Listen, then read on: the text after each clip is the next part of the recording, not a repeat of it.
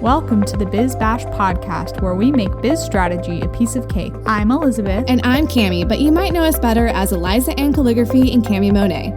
We want to help you, our fellow stationers, artists, and calligraphers, confidently build a profitable and personality-driven creative biz. We're here to share our honest-to-goodness advice and actionable strategies for ambitious artists. So put on your party hat, quit being a procrastinator gator, and let's get this party started. Hello, everybody. Welcome back to the Biz Birthday Bash podcast. We are beyond excited to have Shinah Chang of Crooked Calligraphy with us today to talk all about building a non-wedding calligraphy business. What a concept, right, everyone? Oh, yeah. Shinah, welcome so much to the show. We are really glad you're here. Yeah, thank you so much for having me. This is kind of wild. It's like I listen to your podcast all the time. It's like I've jumped into one of my favorite TV shows. And I'm part of it now. So thank you for having me. Well, I, for one, was totally starstruck when you said that to me via DM. I was like, what? Shinah listens to our podcast? Because I've just thought for a long time that you're the coolest. So it's kind of like proof that everyone on Instagram is like starstruck by each other all the time and we just don't realize it. Yeah. So true. Totally true. I feel like I'm just over here doing my thing. And then I'm like, and we're all like, oh my gosh. I know. Yes, totally. So before we jump into our questions for Shinah, I'm going to read a little bit about her and introduce her to everyone. So Shinah is a whiskey-loving, curse word-slinging, Harvard-trained former corporate attorney who left everything behind to find her passion. She spent her entire life on the straight and proper path, quote unquote. She went to an Ivy League college, then a prestigious law school, then worked her butt off in a big international law firm. But after one too many days of uninspiring work and nights of sleeping under her desk, holy crap, she decided she had to reclaim her life. So she quit her law job and explored so many creative avenues like knitting, woodworking, drawing, graphic design, and calligraphy is what she fell in love with. Shinah needed plenty of inspiration along the way, but the usual sugary, fluffy stuff about beauty and dreams didn't reflect what she was really feeling. So she created Crooked Calligraphy to spread creativity, courage, and honest, gritty life inspiration through the art of calligraphy. Crooked Calligraphy has worked with huge brands like Disney, Anthropologie, Joe Malone, and Dom Perignon. Excuse me if I mispronounced it. Is it French, Shinah? I think so. Don't ask me to pronounce it. We all know how to spell it, but we can't pronounce it correctly. It's fine. Dom Perignon, I think. Dom Perignon. But Shinah's favorite work is teaching calligraphy and encouraging her students to look their fears straight in the face and move towards a life that will make them happy. So, Shinah, you are already the coolest, and we're so excited to ask you so many questions today. Thank you. That was weird listening to you read my bio. Yeah, right. You're like, like I knew what this was in my brain, and it sounds so different coming out of someone else's mouth. But yes, exactly. I love all the adjectives. The whiskey-loving, curse word-slinging, Harvard-trained former corporate attorney. And I was like, oh, this is good. I need to like have her do copy for me or something. This is good. So you said that you were in love with, or exploring, I should say, many different creative avenues after all of these really long nights at this law firm. Mm-hmm. So where and how did you find calligraphy? And like, why do you think that of all things stuck? That is a good question. And I think there's a lot of angles I could approach it at. I've always kind of doodled and handwritten, my name and stuff in the margins of my notes. I'm sure a lot of calligraphers can relate to that. But I just didn't think that I was creative growing up. And especially when I was working in law, I didn't think that doing something creative for a living was even remotely a possibility. So I kind of just put it aside. And I ended up exploring so many things. And it's kind of poetic that I came back to calligraphy, and it totally makes sense. But I really think it's the mix of, with modern calligraphy, you can express your personality so clearly. You can really express how you're feeling, and you can express that in the way that you're writing, but also what you're writing, the words that you're writing.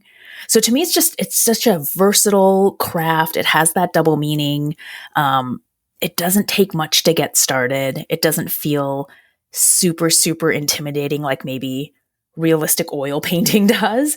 And I just really fell in love with it. And I found it because I just saw a workshop on my Instagram feed. I was scrolling through in 2015, kind of looking for creative, things to do. And I saw this workshop by Angie of Angelique Inc.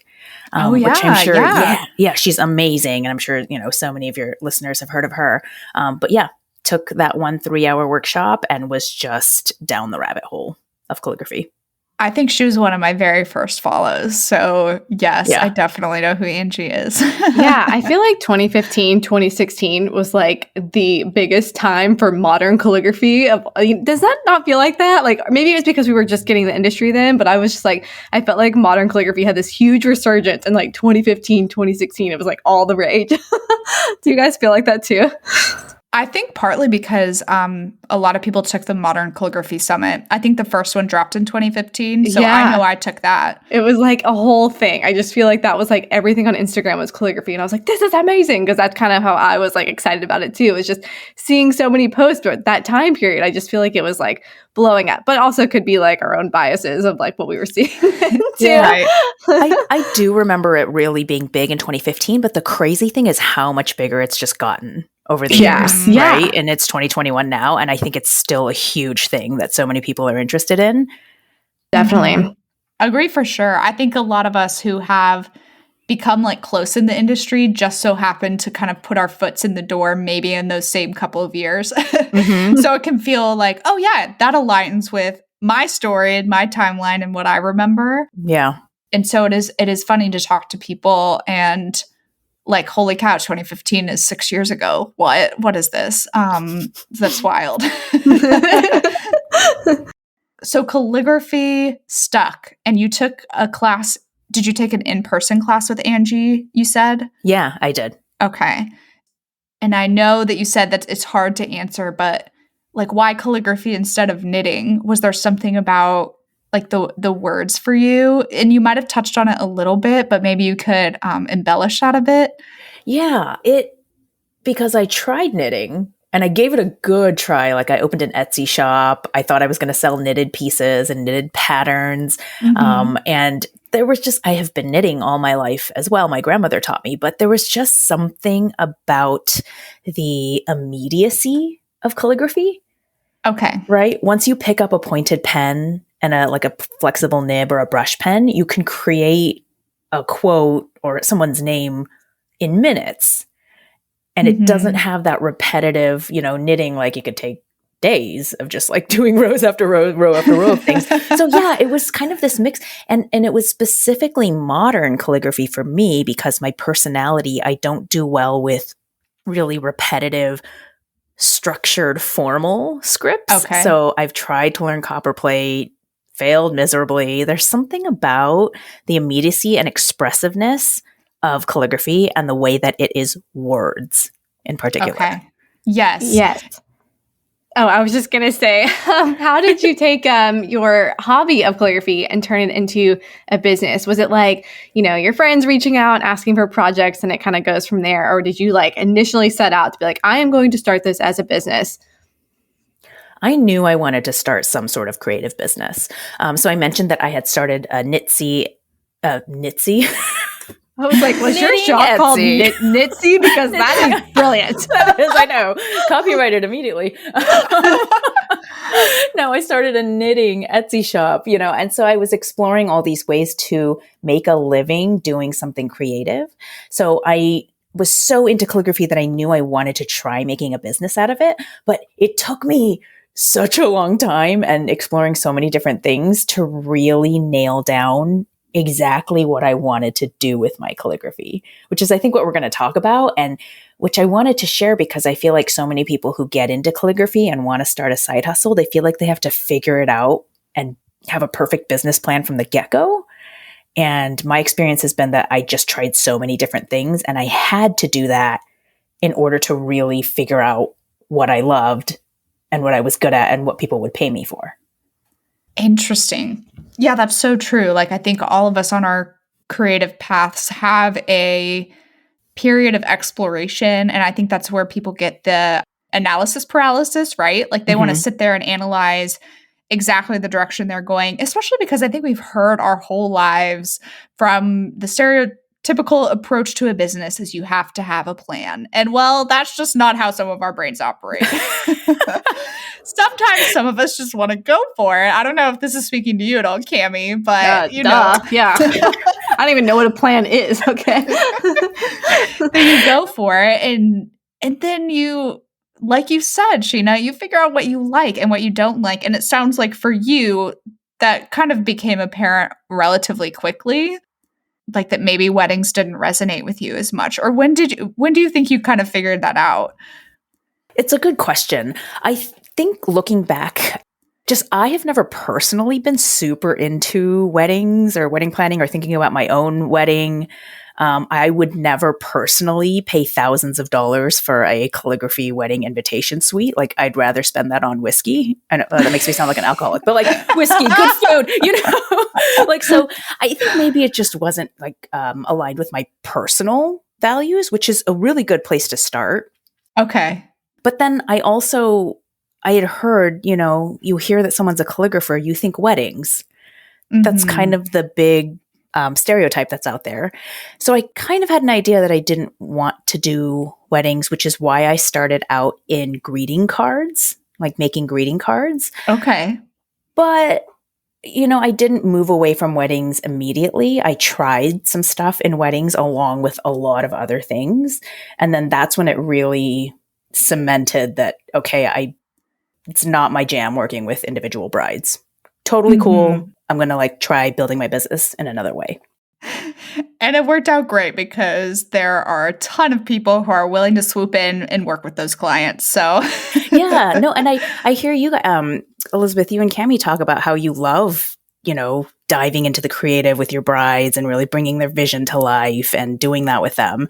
And I think that's so admirable. I'm like, good for you. That's amazing. And me with my personality, I'm like, oh no, that's not what I want to do at all. So it's just, yeah, everybody has their different strengths and things that light them up. And that's such a good touchstone when you're, trying to build a business that you want to last. Yes, for sure. And it's okay to let your business morph and grow with you, because I think even Cammie and I would say now that we're even moving away from weddings a little bit ourselves. I mean, 2020 probably had a little bit of something to do with that. Wink, wink, nudge, nudge. Yeah. But yeah, it's a very specific market. And I totally hear you too, Shinah, when you say those personal values are so important, because it's hard for me to weigh whether or not sometimes I would pay for what I'm offering. Does that make sense? I'm not my ideal client, and I know that for sure. But am I cool with encouraging people to pay this much for a wedding day? There is that tension for me all the time, 100%. Oh, I feel like if I liked doing weddings, I would totally be okay charging lots of money to give someone exactly what they want, because that's what someone else values. That was really meaningful for them. But yeah, You're right. Me and you, we could do it. So it's we're not going to pay $20,000 to have someone else do it. Yes. So, Shinah, are you constantly having to, or were you constantly having to turn away people who were wanting your services for weddings? Or how did you kind of strike that balance with, the customers coming to you, or finding your ideal clients for non-wedding projects? My approach now is so different from my approach when I first started.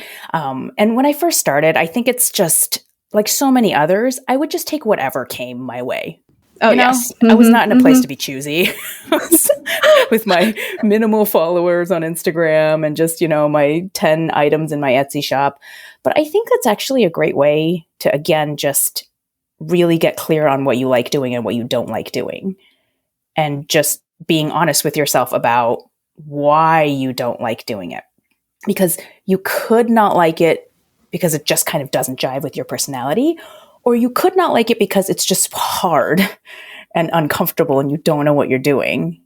And that I feel like happens to a lot of people starting in business, where you just, every little thing that comes up throws you into a spiral of, I have no idea what I'm doing.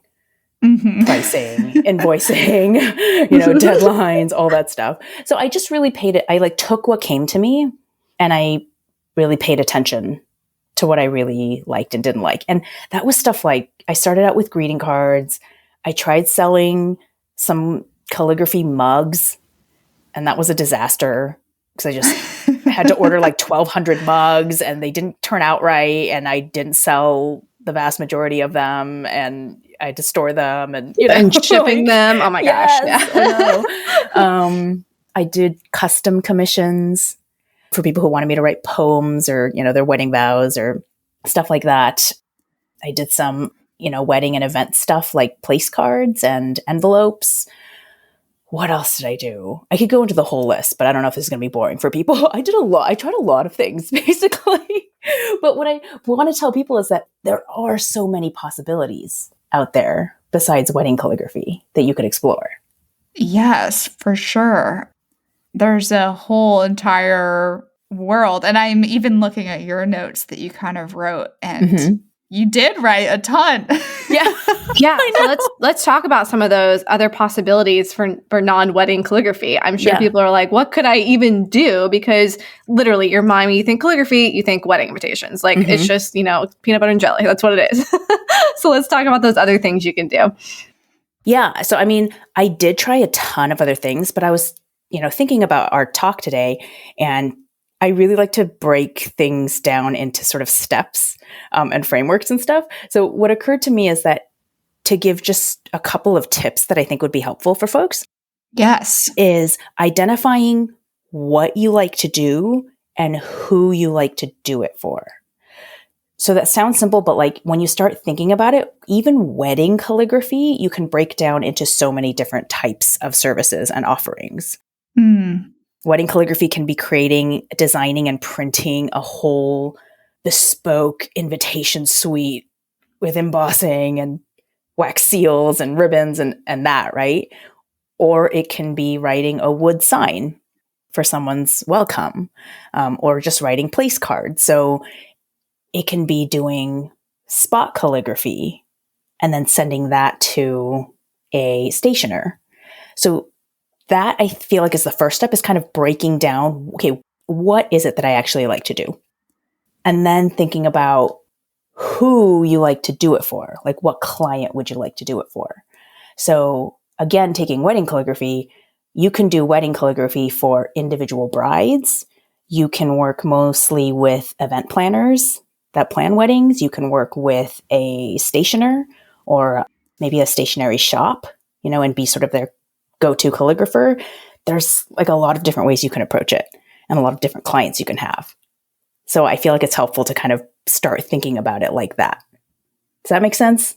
Oh yeah, super helpful. Like I love that you broke it down, and it looks like you gave us some examples here too of your what and your who. So go ahead and cover those, because then people will kind of start to see like the webs of connection, how they can start like drawing lines to one thing or the next. Yeah, for sure. So you can even break down that what into kind of different categories of, for example, writing out place cards or envelopes, or even a full invitation just in calligraphy. There's the actual I really like just doing the calligraphy part. Yes. And I thought that was me too. In the beginning, I was like, if I could just write calligraphy all day, every day, I would be so happy.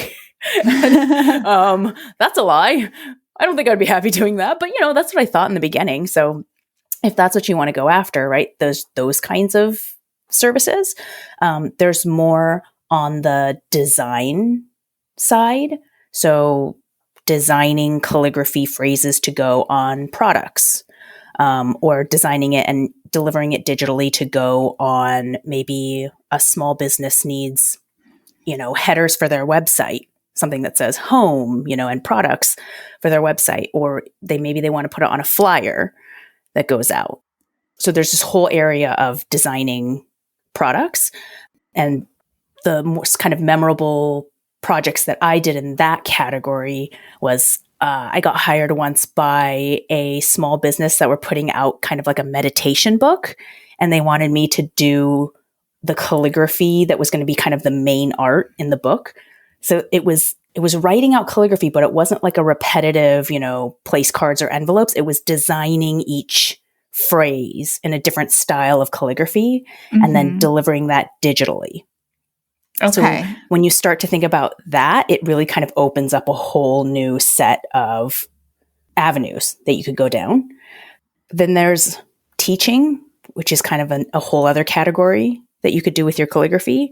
And that's really where I found my sweet spot, where I'm really good at it and I really enjoy doing it and people want to pay me for it.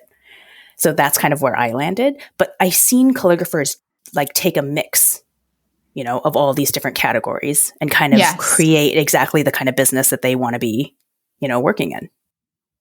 Yes. And do you know the other thing too that I just thought of is props on movie and TV sets. I know that sounds so niche, but I actually got approached by someone for oh my gosh, Love is Blind on Netflix.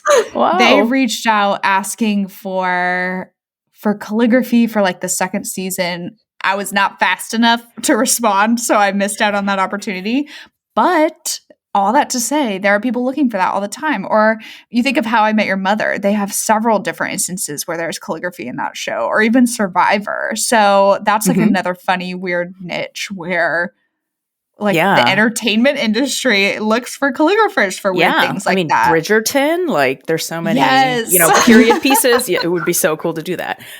One category I completely forgot about was more live or in-store calligraphy. Yes. Where it's more of an entertainment, value. There's just all these different categories that you can start looking into with calligraphy, and it really opens up all these different potential income streams and areas that you might get into. So that's the what. And then diving more into the who. So those are your clients. With all those individual categories of calligraphy, you can do those for different types of clients. So you can do all of those things for an individual. So a bride, communicating one-on-one, doing her place cards, day of signage, all that stuff. Or you could work with a small business. And it's funny that you said the movie set stuff, because I actually did get hired once by a small business that creates Dungeons and Dragons sets, kind of like luxury crafted sets that people can actually buy and play. I know. What a niche. And they needed someone to write these little notes that came with the set that were in different people's hands, like an evil wizard. They needed his handwriting to create a note. And then a lady who was running away from her husband, they needed a note in that handwriting. So I'm like, what? This is so cool. Yeah, I could totally do that. So I designed that stuff and sent them over to them. That sounds like the most fun project I've ever heard of in my life. Yeah. I would love that. I really had to think about an evil wizard and how he might write with his calligraphy pen. But yeah, so that's kind of small businesses. I mean, you could do anything. You could create logos for small businesses. Again, website headers. Even small businesses, they need, sometimes if they're a retail shop, they would love a calligrapher to come in and provide handwritten gifts for their clients. There's also third parties. I kind of struggle to come up with a name for this category, but third parties like the event planners or maybe the owner of an agency who sends calligraphers out to different Nordstroms, for example, to do engraving. That exists. Or maybe the stationery shop where a lot of brides come in, where you're not working with individual clients, you're working through this third party. One example is there's a studio called Maker's Mess here in Los Angeles, and they sometimes do they plan parties for these individual clients. So they hired me to do all this party decor for this kid's third birthday. So that was, and through that third party, I kind of got in touch with a lot of individual clients, but I didn't have to deal with a ton of individual clients. Yeah, like a calligraphy agent. Yeah, no, exactly. Yeah.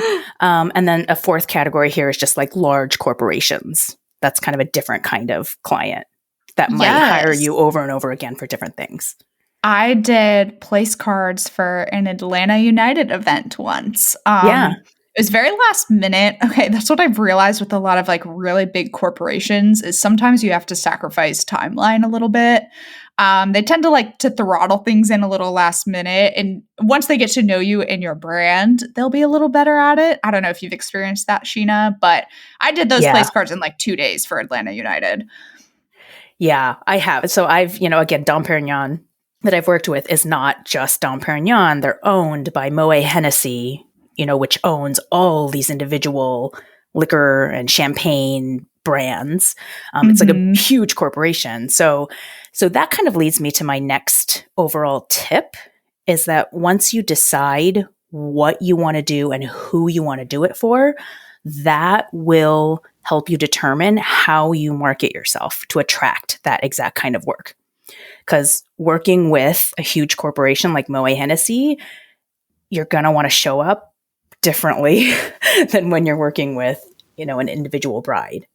Right. Or even if you're marketing yourself to small businesses, that's going to look different than if you're marketing yourself to a huge corporation. And you're going to find those clients in different ways as well. So that really helps you to come up with a marketing plan instead of just kind of posting on Instagram every day, to like grow your audience, quote unquote, or like doing styled shoots for exposure, but you kind of don't know where you're going from there. I felt like this in the beginning for sure. Like I just needed to do stuff to get myself out there, but I wasn't super focused on who exactly I was talking to.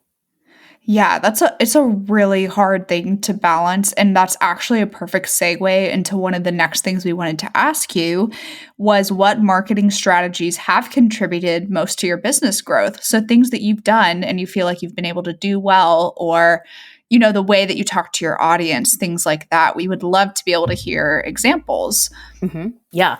The best thing I did with my marketing was really ask and listen to my audience.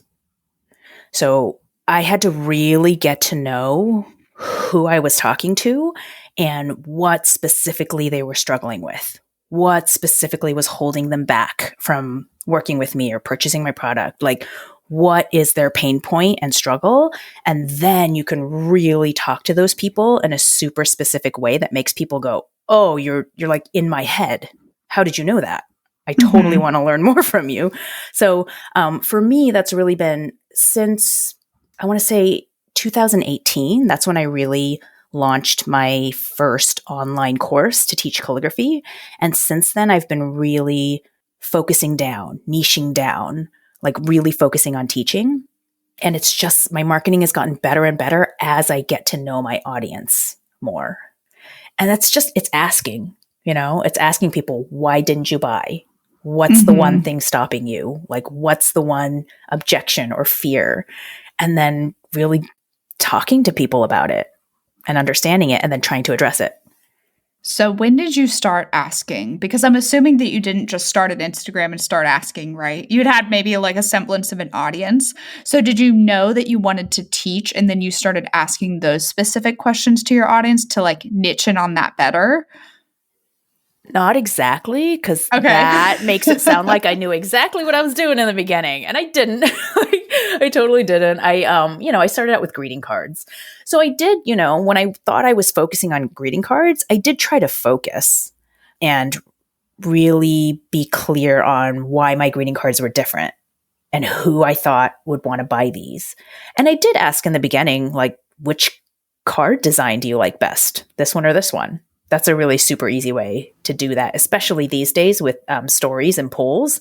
We didn't have that back in 2016. But I from the very beginning was, this one or this one, or what would you be interested in seeing in the future? Or even a survey after someone purchased on my Etsy, or reaching out occasionally to individual clients and saying, hey, can you give me a testimonial or just answer a quick question? Why did you choose my cards? I did start some of that in the beginning. And then as I got more into teaching and, my audience had grown at that point because I was just posting a lot of calligraphy videos. And I think I hit Instagram, 2016 was a great time to be just throwing up calligraphy videos and gaining followers. Like, it's definitely a little bit different now. But yeah, once I had, a few thousand, followers, and I was teaching, then I really did start to ask. After every single in-person workshop that I did, I provided a little survey just on a little piece of paper that people could fill out saying what they liked, what they didn't like, would they recommend it to a friend? And I started getting feedback that way. Love how you're constantly just getting feedback from your audience and then utilizing it to keep growing and be better. Like, you're never just like, oh, I'm not going to pay attention to what they say. Like, every single step of your business journey has been like, oh, I ask them what they think and then I tweak and repeat from there. So I just think that's really cool. So I just want to commend you on that. And then, 2016 Thanks. was definitely like the sweet spot for actually getting followers when you're posting videos, because now the algorithm, who even knows what's going on? So do you have any tips for Instagram now in terms of how to grow or how to keep your audience engaged, besides just asking them questions? Sure. The Instagram game has changed. If you step back and look at what Instagram is now, it's mind-boggling how many different components there are with the IGTV and the direct messages and the reels and did you know there was something called Instagram guides? Yeah. You can make a guide in your profile. I didn't know that. I saw that like a couple months ago. I mean, I don't think it's really picked up as much as like reels or whatever, but pretty cool. I'm like on Instagram every day for hours. How do I not know about this? Because there's just so much. It can be really intimidating. But showing up and engaging with people on Instagram and building up your Instagram, it all comes down to those same fundamentals of knowing who you're talking to and trying to understand where they're coming from and what might interest them. So it really helps to focus down and really get clear again on what you want to do and who you want to do it for.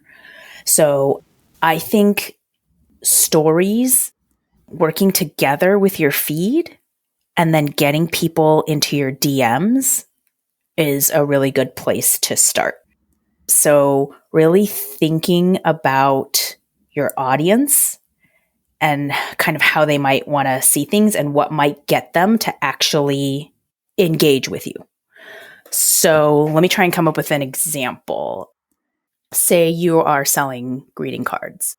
And I started out with this in my business because it was approachable. Designing a wedding invite suite, like, oh my God, that seems so out of my reach, but like I could design a greeting card and like print it at home. But for example, instead of just posting a finished photo of your greeting card on your feed and saying, I really loved creating this greeting card design, go to my shop to shop, right? Instead of doing that, I find it so much more engaging to give a little sneak peek in your story saying, hey, this is how I designed this card. Here are some of the sketches that I did. Here's how I refined it. Maybe here's how I got it into the computer. And then, I'm thinking about these two designs and then having your stories kind of lead into your feed post. So saying, bringing your audience along on this journey of creating it and then ending the stories with, okay, check out my feed. I just posted what the final design is. Go check it out. And that way your audience is like, oh, I've been on this journey and now I want to see what that final design is. I'm totally going to check out that feed post. So they'll check out the feed post. If you can ask then in that feed post in the caption, if you can ask a question or get your audience to engage even there, save it, share it, like it, tell me which design you like, something like that. Who would you give this to? Something easy like that. Then that gets them not just looking at your feed, but engaging with your feed. And then you can go back to your stories and kind of continue on with, okay, this is the design I'm going with. And you kind of continue on from there. And then you can ask people, hey, if you want to purchase this or if you're interested, send me a DM and I can link you to my shop or whatever. So that's a way to approach posting on Instagram that's so much more in depth and engaging and considerate of your audience than just popping a picture up, right? I hope that makes sense. That was super long. No, that was like a mini crash course on how to do Instagram well. And I was just like, yes, I love this. It's like all a big circle. And like wherever you are on Instagram, it's all like coming back to each other. It's like a perfect way to have a touch point on every part of Instagram. It made total sense to me. I loved it. Yeah. Okay. Yay, good. Yes, I thought that was great. Yeah, you have clearly done so much to just grow your audience well and keep them engaged. And I've even noticed that, like watching your stories. And when you say that you do the stories to lead to the post, I'm like, oh, I totally see that pattern now. When maybe I didn't like consciously notice it before in your feed, but I can see how you've been implementing it and doing a good job. And I like that. So that was a really great nugget for our listeners. Thank you. Yay, awesome. Okay, so a little more about just calligraphy things and your passion for it. Do you have a favorite calligraphy project to date? I saw that question that you were going to ask me that, and I started thinking about it, and then I got lost because I was reminiscing about all these calligraphy projects that I've done. You know, I really I'm the kind of personality, I like taking on new kinds of projects and just learning from each project that I do. So I know this is going to sound super cliche and like, expected, but it's kind of the newest one that I do. That's my favorite. I know. But so I recently got hired by Johnson & Johnson. Their sort of women's speaker series that they do to create custom calligraphy gift cards. Basically, it like goes with a gift box for each of their speakers. And they're pretty awesome speakers. I can't say who the names are because they haven't been announced yet, but it's like calligraphy bucket list kind of people. But yeah, that was a really fun project because it was just getting to write these individual names in a really kind of flourished, standout kind of way that was different from my typical calligraphy design stuff. And it was working with a different kind of client and on a different kind of timeline. And I even brought in another calligrapher to help me with the notes. And so, yeah, I'm going to say that's my favorite project to date. And that will probably change as I get other projects to do. Yeah, I love that so much. I love that. Like every last project is your favorite. Like I totally relate to that. I'm just like, I love them all. So this was my favorite, but tomorrow it might be different. Yeah. So what are some other ways that you stay inspired besides just being excited about your latest project, which I totally get? I find that I really have to create some boundaries for myself and step away from my work in a more intentional way. So it's so true. I'm sure you ladies have heard it that once you turn your hobby into a business, it changes, right? Like it becomes work and it just it can't have the same quality that it did when you were doing it just for fun. But I find if I push too hard, being in my calligraphy and being in my work and forcing myself to do it every day, then I get burnt out.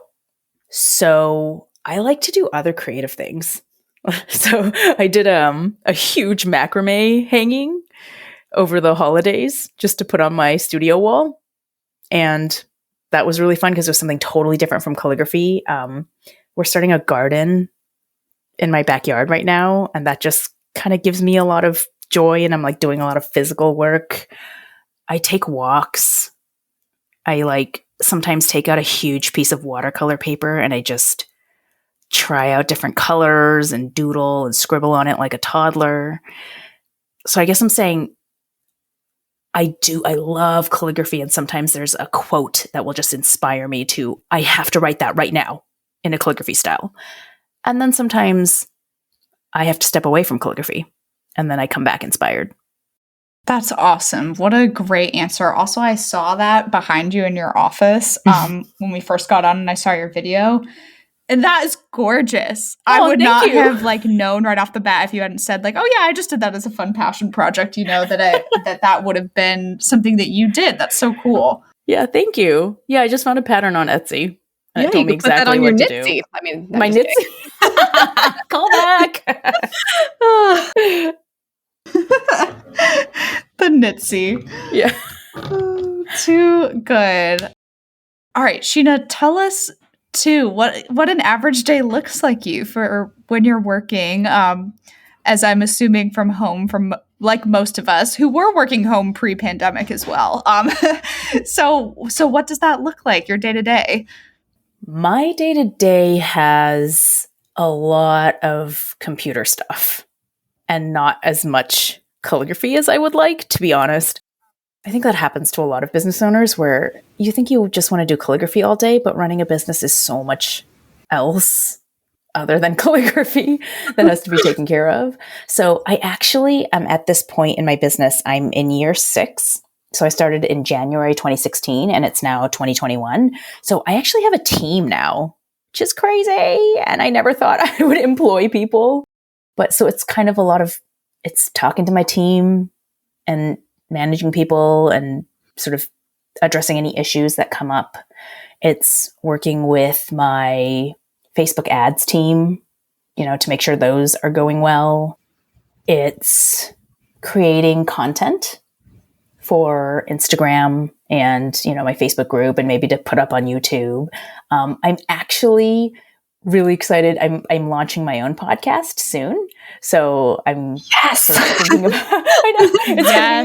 Yes. Tell it's us just all me the talking. things. I know. It's advertise yourself as much as you want. We want people to know about this. Yeah, it's going to be called the Shinah Show because I couldn't come up with another name for it. Yeah, thanks. That's so cute. And it's just me talking about just the lessons that I've learned going from pretty unhappy corporate life to a much, much more fulfilled creative life, but still dealing with the daily anxiety and ups and downs of being a human being. And, just the most important stuff that I've learned that's helped me get to where I am today. So that's probably, I think it's coming out in early April. Oh, how exciting. Yeah. Well, feel free to DM me for all the things if you want to know any stuff about podcasting. I get so excited about it. And I have a couple friends who have started their own since. And I'm like, yes. I'm going to tell you all the things only if you want me to. So thank you. I really appreciate that.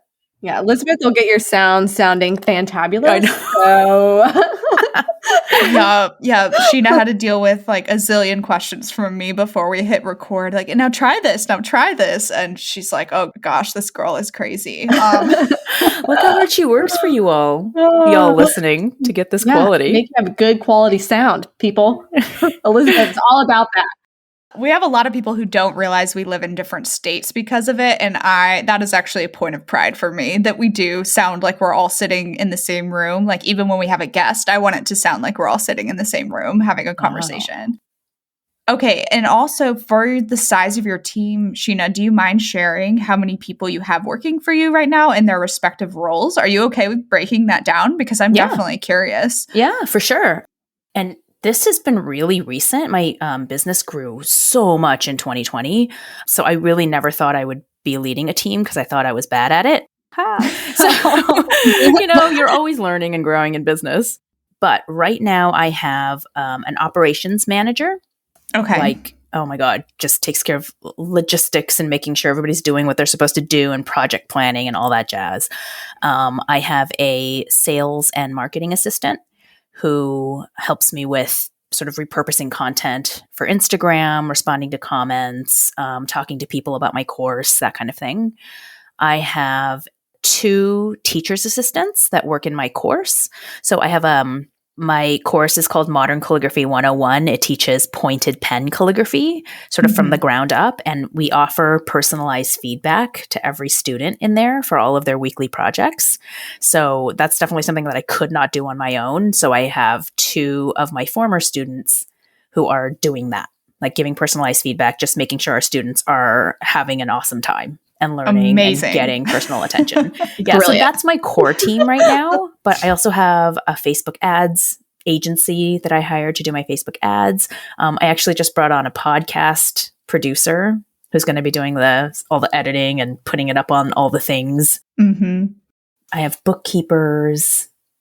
I think that's it. You are businessing so hard, Shinah. I know, my gosh. There might be somebody else. I don't even know at this point. It's just my whole team. I think I'm hiring a Pinterest person, actually. Yeah, wow. It's kind of wild. This is just to say, I really, really started in 2016 thinking I just want to do calligraphy every day. I don't think of myself as a business person or entrepreneur, CEO, ick. I don't want to even look at my financials. And I've just, over the past 5-6 years, kind of just taken it step by step and not been afraid to be a little uncomfortable and be bad at things in the beginning, and try things out and go towards where I eventually want to go.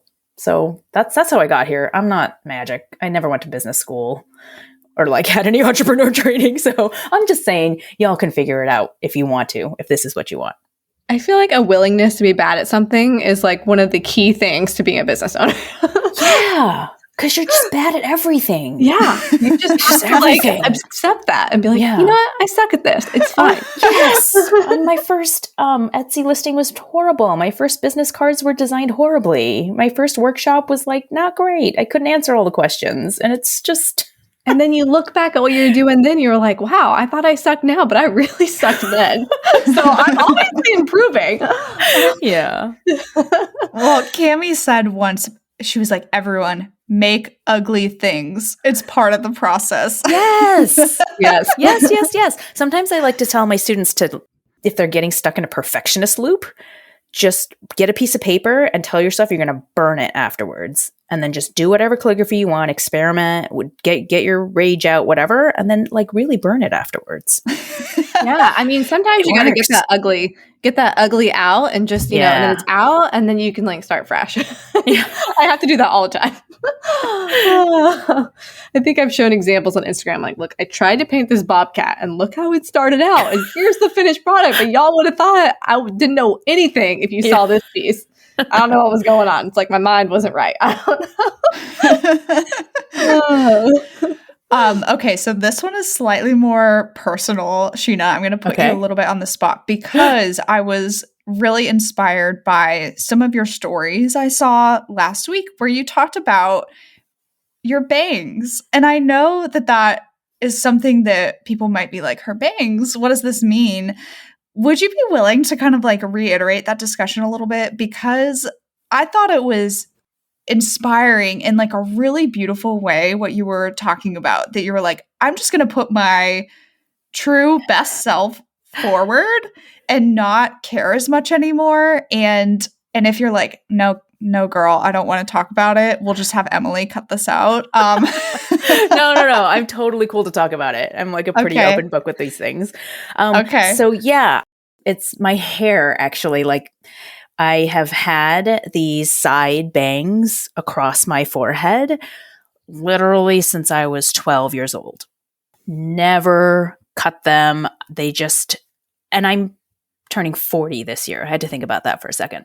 Turning 40 this year. So what is that? 28 years? 28 years straight of having these bangs across my forehead. And I really was attached to them. They were part of my identity. I really thought I looked ugly without them. And I got those bangs because I thought my forehead was big and I just wasn't, you're 12 and just not feeling great about yourself.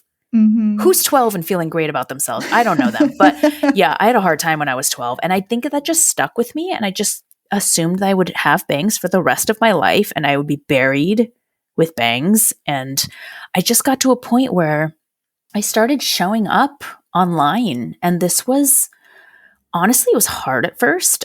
When I first started Crooked Calligraphy, my Instagram profile had just my logo as the profile pic. And I never showed my face. I wanted to be about the products and my calligraphy, and I was going to be an anonymous voice and, no one look at me. And slowly as I did things, I just got the courage to, okay, I'm going to put my face as the profile pic. Lost some followers. Freaked out about it for a while, but then figured it would be okay, And then started showing up when stories came out for Instagram, started just showing up on stories a little bit for little snippets with filters and, with makeup on and all that. And just as I've showed up every day, it just has gotten more and more like, I don't need all of that. I can just show up exactly as I am. And I realized that growing out my bangs was part of that because I was hiding a little bit behind them and I didn't like the way that I looked without them. So I just did that. I decided I was going to grow out my bangs. I think I decided this in September of 2020. So it's now been 6 months. 6 months. And I just started showing up on my Instagram stories and on my Instagram lives with my bangs pinned back. And it looked really weird to me at first. And it took a while. But now I'm just used to it. I'm used to it. Nobody said anything. I mean, you know, you always in your head are like, oh my God, everybody's going to notice. And everybody's going to say something. And, you know, nobody said anything. I'm sure some people noticed, but I've gotten only positive messages about it. And it may seem like a really small thing, but I think it's actually a really huge step for my soul. So I think I'm just going to continue to try and do that. I love seeing your face, Shinah. It makes me very happy when I see you on stories talking, and especially catching such a tender piece of your heart when you shared that. And if people aren't there for you and your true self, they can just freaking leave. I know. Exactly. I know. Don't want you around anyway. Yes. Thank you. Thank you for sharing that again. I know there's so many other people that really do get afraid to show up and show their face and talk to the camera and be on stories for a myriad of reasons. So I just hope that's inspiring to people who are listening. Yeah, nobody hide behind your bangs, okay?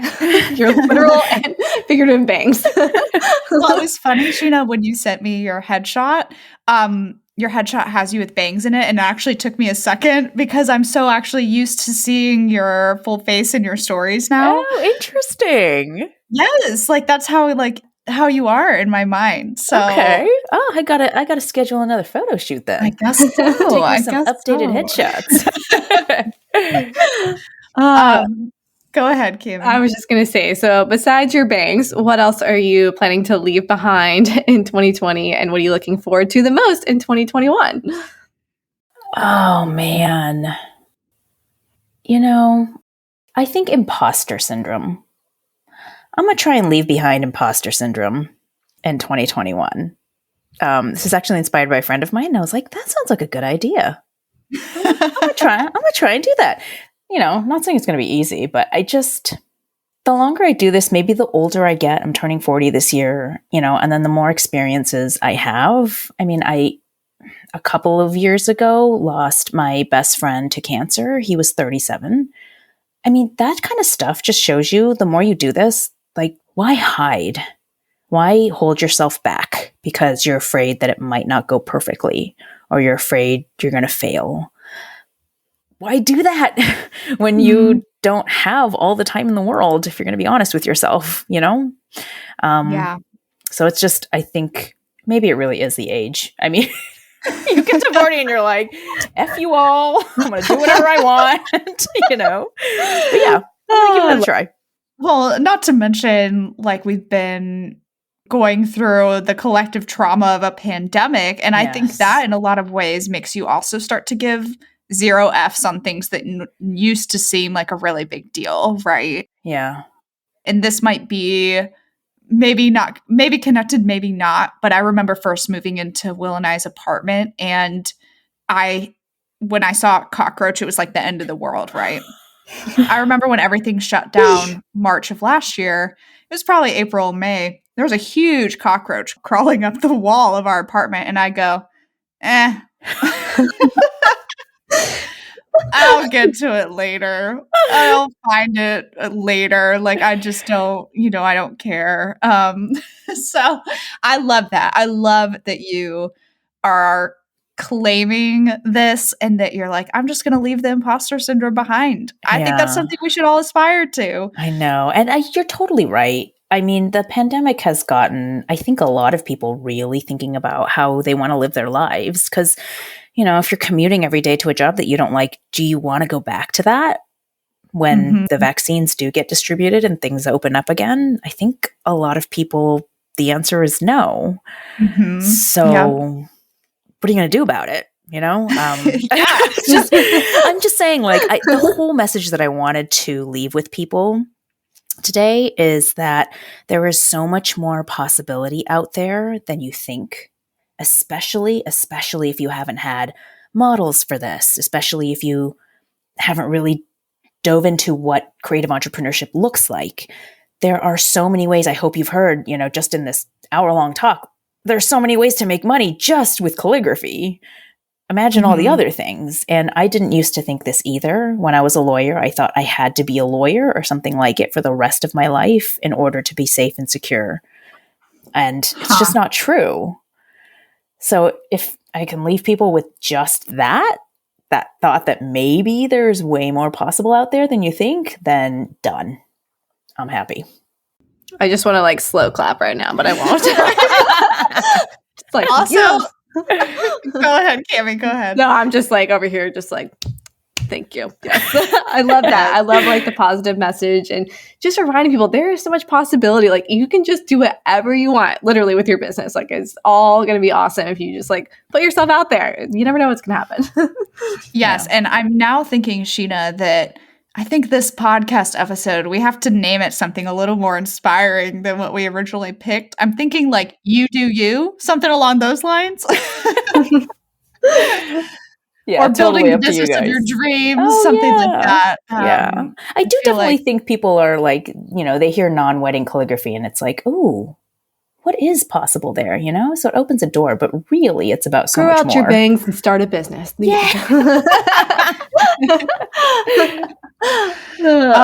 Well, this has been amazing. I know people are going to absolutely love tuning in and hearing from you, Shinah. Can you please tell people where to find you, and then also tell them, I'm assuming like finding your course and your education and everything would be on your website. So just like share your website and your Instagram handle so that people can follow up and become fans of you just like us. Yeah, thank you. I would love to. So I'm on Instagram all the time. I'm at Crooked Calligraphy altogether. Calligraphy has 2 L's in it. And then actually the best way to find out about my courses and just to get an idea of how I teach and whether we would jive as teacher and student is to sign up for, I have like a free introductory calligraphy workshop that kind of gives you some tips for getting started with pointed pen and tells you about my course and shows you how I teach. So that's at freecalligraphyworkshop.com. Altogether, one word, freecalligraphyworkshop.com. Sweet. That is perfect. All right, Cammie, I will let you do the housekeeping for the episode. Oh my gosh, I'm doing the housekeeping. I'm so excited. Well, you guys, if you love this episode, please leave us a rating or review on iTunes. It helps others find us so we can talk to other awesome people like Shinah. And of course, if you have a follow-up question, just go to bizbirthdaybash.com/Q&Cake, and we will get your questions there so we can answer them in our fancy Q and Cake episodes that come out every 5 weeks, I think. Pretty sure. Yep. Something like that. Still don't have the time right. And yeah, so thanks so much, Shinah. And guys, we'll talk to you later. Bye. Bye, everyone. Hey guys, we just wanted to hop in and talk about one of our amazing resources, the A to Z directory. All of us have thought at some point, how did she do that or how did she make that? And maybe you don't know where to start or how the heck to produce this amazing product you've dreamt up. Well, the A to Z directory is the missing puzzle piece in your biz, you guys. Seriously. So it's built in the form of a yearly membership, and it's your one-stop shop for finding suppliers and vendors for all the things. Literally where to print everything from custom invitations, greeting cards, mugs, koozies, acrylic printing, letterpress, custom ribbon. I mean, the list goes on and on and on. And it literally goes from A to Z. From acrylic printers to zipper pouches, we have it in the A to Z directory. We want to help all of you search less and create more with this list of 300 plus vendors and suppliers. Don't worry, they're very organized. It's not going to be overwhelming and confusing when you join. And this membership also includes access to a private Facebook community. It's incredibly active and involved. And if you need a question answered fast, that is definitely the place to go. Yeah, our Facebook group really is the best. You guys, everyone is so helpful in there. And we're in there too, answering questions you guys might have.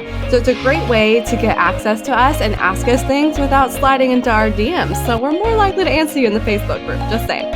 Anyway, also in the Facebook group, this is new for 2020 and we're really excited about it. We are hosting monthly Power Hour Q&A sessions that are live, and these are only available to our A to Z directory members. So you can hop in with us live and ask us all your burning questions in real time and just hang out with us every month. And we do these at different times so you can actually be there live, and the replays are always available in the Facebook group for members. This resource is priced at $147 a year, which honestly is extremely affordable and is full of so many benefits, such as exclusive vendor coupons for members only. And we would love to have you guys join. Seriously, it's kind of like our family and our tribe. So visit bizbirthdaybash.com/directory to sign up today and use coupon code podcast2020 to receive $20 off your first year. That's podcast, all caps, 2020 for $20 off your first year. We can't wait to see you in the Facebook group.